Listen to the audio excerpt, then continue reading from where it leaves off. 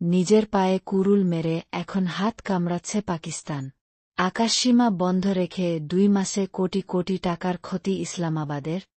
ভারত গত 23 এপ্রিল সিন্ধু জলচুক্তি অনির্দিষ্টকালের জন্য স্থগিত রাখে। এর প্রেক্ষিতেই ভারতীয় বিমানের জন্য নিজেদের আকাশসীমা বন্ধ করে দেয় পাকিস্তান। 2019 সালেও একইভাবে আকাশসীমা বন্ধ করে 228 কোটি টাকা ক্ষতির সম্মুখীন হয় পাকিস্তান।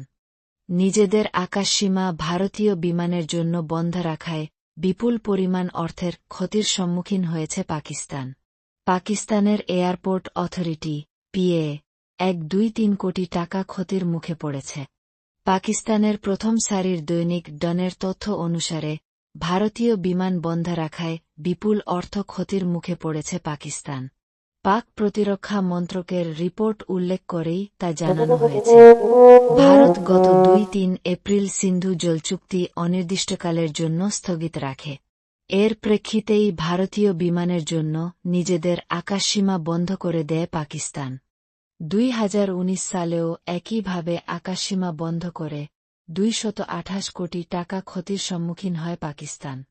10 অগস্ট 2025 বিকেল 4:03 নিউজ 18 বাংলা তাদের ওয়েবসাইটে প্রকাশ করলেন।